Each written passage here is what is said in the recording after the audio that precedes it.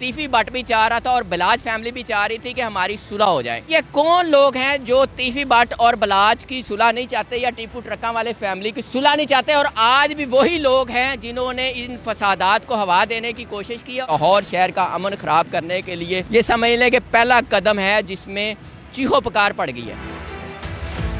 जी, इस वक्त मैं एग्जैक्ट उस लोकेशन पर मौजूद हूँ जहाँ पर अब से कुछ देर पहले तीफी भट्ट के बहनोई जावेद भट्ट को कत्ल किया गया है। मेरे पीछे एग्जैक्ट ये लोकेशन थी, ये सड़क के दरमियान में यहाँ पर गाड़ी खड़ी थी और इस जानिब से इछरे की जानिब से शूटर्स ने पीछा किया। अभी तक इब्तदाई रिपोर्ट के मुताबिक 4 मोटरसाइकिलों पर शूटर्स थे। चारों तरफ से प्राडो गाड़ी थी, फायरिंग हुई और जो गाड़ी में मौजूद 3 अफराद थे, तीफी भट्ट के बहनोई जावेद भट्ट, उनकी मिसेस यानी तीफी भट्ट की बहन और उनकी बेटी खुशकिस्मती से बच गई हैं, बिल्कुल सेफ़ है। जबकि जो बीवी हैं जावेद भट्ट की यानी तीफी भट्ट की जो बहन है वो इस वक्त ज़ख्मी है और जावेद भट्ट जो तीफी भट्ट के बहनोई थे वो जाँ बाक हो चुके हैं, कत्ल हो चुके हैं। उनकी गाड़ी को फॉरेंसिक के लिए ले जाया जा चुका है। गाड़ी मुतलका थाने में गई होगी, जबकि जो बॉडी है उसको यहाँ पर जो डेड हाउस है उधर लेके जाया गया है। अस्सलाम वालेकुम जी। वालेकुम सलाम। ये सब क्या हाल है, खैरियत से हैं? हालात ख़राब है, मूड भी ख़राब है कि यार ये जो वाक़या हुआ है ये नहीं होना चाहिए था।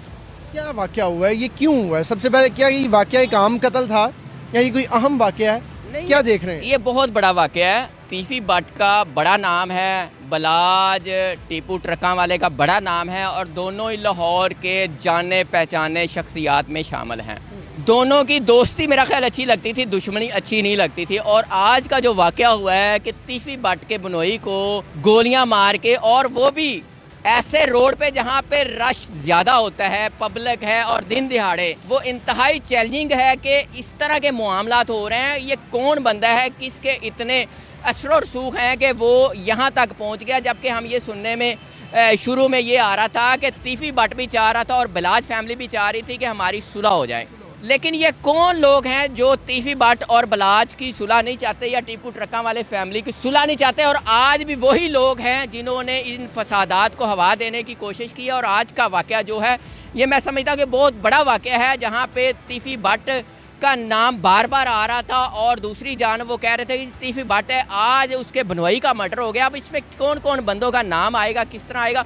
और CIA जिस तरह पहले उन्होंने अच्छा किरदार अदा किया बलाज टीपू के हवाले से, अब इसमें कितना अच्छा किरदार अदा करती है, ये शूटर्स कब पकड़े जाते हैं और कौन कौन लोग हैं जो शामिल हैं इसमें, वो सारे सवालात जो हैं वो अभी उनके जवाबात आना बाकी है। लेकिन आज का जो वाक़या है ये इंतहाई हैरान कुन है, इंतहाई लोगों के लिए परेशान कुन है और लाहौर शहर का अमन ख़राब करने के लिए ये समझ लें कि पहला कदम है जिसमें चीहो पुकार पड़ गई है। ये सब भट्ट फैमिली, तीफी भट्ट वगैरह सामने अब आएंगे, क्या लगता है आप? उनको आना चाहिए था। तीफी भट्ट ने कहा मैं बेगुनाह हूँ, मेरा तल्लक ही नहीं है, मैं चाहता ही नहीं, मैं सुलह चाहता था, मेरी इनसे दुश्मनी बनती नहीं है। तीफी भट्ट को पहले ही सामने आना चाहिए था। देखे, पुलिस जो है या CIA जो अदारा है, कोई बेगुनाह को पकड़ नहीं सकते, बेगुनाह को सजा नहीं दिला सकते, बेगुनाह पे कुछ रिकवरी नहीं डाल सकते। अगर तीफी भट्ट बेगुनाह था तो आके शामिल तफ्तीश होता। 3 दिन में अगर बेगुनाह था तो 3 दिन में सारा कोई दूध का दूध पानी होता और 1 दिन में उसको रिहा कर देते। ये सब आखिर में जानना चाहूँगा, मुझे बताइएगा क्या लगता है ये दोनों ख़ानदानों की दुश्मनियों का सबसे ज़्यादा फ़ायदा किसको होने जा रहा है? क्या कौन ऐसा शख्स है जो इन दोनों चाहता है कि इन दोनों ख़ानदानों की दुश्मनी ख़त्म ना हो? जो अमन का जनाजा निकालने वाले हैं, अमन की खराबी चाहते हैं, वो क्रिमिनल माइंडेड हैं। उनका हमेशा ही यही सोच होती है कि किसी भी जगह का अमन व अमान ख़राब किया जाए, क्रिमिनल एक्टिविटी की जाए। ये वही लोग हैं जो बलाज और टीफी ट्रक्का वाले की सुलह नहीं चाहते थे या जो उनको भड़काते थे। अब इस कत्ल ने आज के और बहुत सारे सवालों को जन्म दे दिया है कि क्या तीफी भट्ट वगैरह अब सामने आएंगे? ज़ाहिर है उनका बहनोई कत्ल हुआ है, क्या बाकी जो लोग हैं फैमिली के वो सामने आएंगे? अच्छा, इसके अलावा क्या बलाज के ख़ानदान वाले सामने आएंगे? क्योंकि तमाम तर शक व शुबात उनकी जानिब जा रहे हैं कि बलाज के कत्ल का बदला लिया गया है। क्या बलाज का ख़ानदान सामने आएगा? इससे भी आगे चलें एक स्टेप, तो एहसन शाह की एक ऑडियो सामने आई। उन्होंने कहा कि मैं जेल से निकलने के बाद काम तमाम करूँगा, मैंने लड़के तैयार कर लिए हैं। क्या ये लड़के जो शूटर्स जिन्होंने आज कत्ल किया, ये क्या एहसन शाह के तैयार करदा लड़के तो नहीं थे? ये आखिर शूटर्स थे कौन? कौन वो लोग हैं जिनको इन दोनों ख़ानदानों की दुश्मनी का सबसे ज़्यादा फ़ायदा है? और ये आज का कत्ल भी उसी फायदे के जुमरे में किया गया है। आखिर वो लोग कौन है? जब तक इन सवालों के जवाब नहीं मिलेंगे, जब तक पुलिस मुकम्मल इन्वेस्टिगेट नहीं करेगी, तब तक ये क्यूरियोसिटी तो ऐसे ही रहेगी।